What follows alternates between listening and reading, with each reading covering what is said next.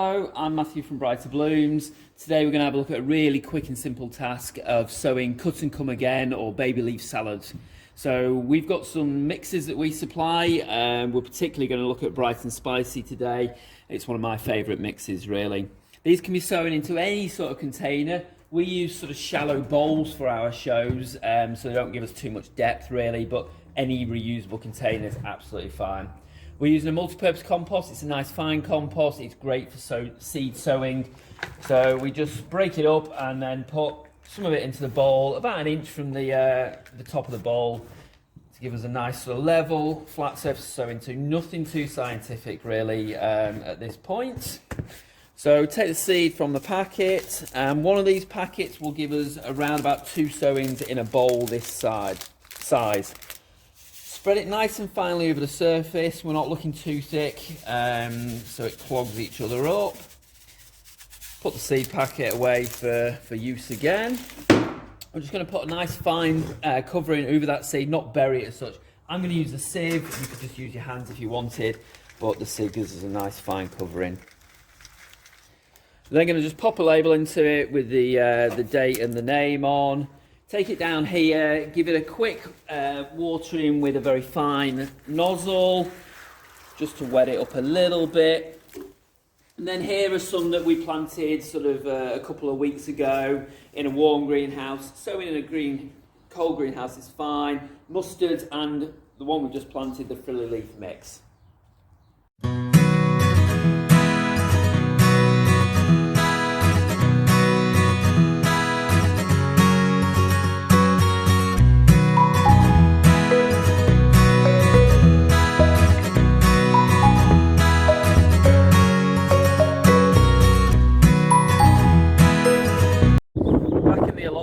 Now, and the allotment we have is split into 4 sections, and we split it all that way to help with our crop rotation. So we rotate on a 4-yearly sort of run really, and you can see behind me we have the brassicas in this particular rectangle, and we've got our first cabbages sort of planted out. We have to net everything. The pigeons here are a nightmare. They just eat everything straight away, so it all gets netted. To the left of me here, we've got our peas, beans sort of area. You see some broad beans with some early flowers on. We like to be as environmentally friendly as possible really, and recycle and reuse what we can. And these are some wigwams we created for the peas, reusing some of the bits of branches that we've cut down here and there. As we sort of move away from the allotment slightly, we've got a section dedicated to purely fruit. A lot of it is under a netting area, but towards the back of it we've got our rhubarb and some of the autumn fruiting raspberries, which bizarrely the birds don't seem to go for, so they stay out the whole time. And you can see the rhubarb is in full swing here really, nice and vigorous. So from here I'm going to walk up the side of the fruit cage and meet you at the top of the fruit cage, and we'll have a quick glimpse inside our fruit cage. So here we are in the fruit cage, and it's a really exciting time of year actually, because the promise of what's to come through the summer in the fruit cage is sort of appearing now with the various buds that we can see. And here we have a blueberry bed. These are quite mature blueberry plants now. They've been in for probably 6 or 7 years, and they cropped fantastically well last year. Obviously blueberry beds need acidic soil, so we've got them in a raised bed with lots of peat and bark and stuff in there to make it really acidic. Black currants here, again flowers on them, so there's going to be a good crop there. These were hacked back about 2 years ago when we did some transplanting, so they're just sort of getting going again really. Behind this blueberry bed we've got a run of raspberries. These are all supported because raspberries need a bit of support. We haven't quite finished developing that area yet. Some big red currant bushes over to this side. Again, flowered already, and the strings of fruit are there to come.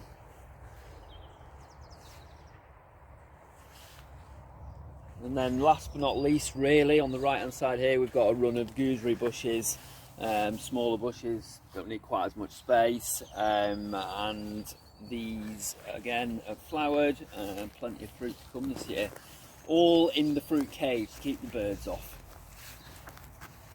Despite all the space we have at the nursery and all the work that comes along with that space and all the growing that happens there, we still grow a bit in our backyard. And like a lot of people, we don't have a massive backyard. We have quite a small space, but it's very, very handy to still grow a little bit there so that you can just nip out from the kitchen and grab the bits and pieces that you need to eat or to cook with. And here we have herbs, which are fantastic for cooking with, and they look very pretty as well, so it kind of brightens up the backyard without flowers involved. Then we've got the various salads and mixes of salads that we sell in seed packets but grow for ourselves to eat as well. So red batavia, this wonderfully bright red salad leaf. A mix, frilly leaf mix, there's all sorts of things in there, mazunas and mustards, as well as some bits of lettuces. A really deep red mustard, mustard red zest there. And then on the end there we've got a complete lettuce mix, so that's a mesclun mix. It's a really nice mix of soft leaf lettuces growing there. Just below that we've actually got some onions growing. Now this is a bit of a trick really. If you buy a bag of onion sets and it's too many for you to plant in your allotment or in your garden, you could tightly plant them in a pot, let them get up to sort of spring onion size and eat them at that stage, so you don't have to waste those onion sets. Bit of scarlet kale growing there, which will grow to a big kale but easily grown as a baby leaf in containers. So now earlier on in the video we showed you sowing some of these, and this is the result after sort of 6 or 7 weeks. And cold sowing outside now is perfectly possible, particularly with some of the hardier varieties. So got the water butt behind me as well, so we collect our own water. Anybody can do that in their backyard, even in the smallest of spaces really. A few pretty flowers here and there, and then obviously our bonsai collection as well.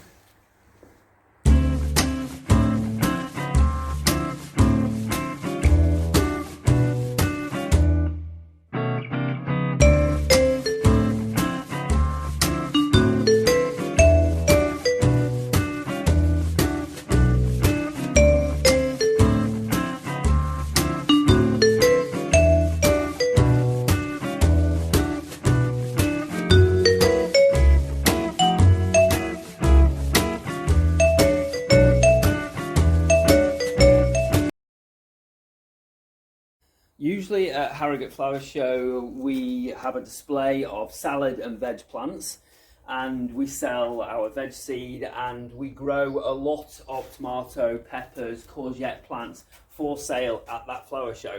And you're in the greenhouse now where all that stock, which was already sown before the current circumstances occurred, so we've carried on growing it. And we've actually now made it all available online, so we found a way to be able to post it. And this can all be ordered to be sent direct to your door rather than you coming to Harrogate to get it from there. So that's it from the Veg Patch. It's now, as the sun's setting, it's now time to go home and actually enjoy some of the produce we've been growing.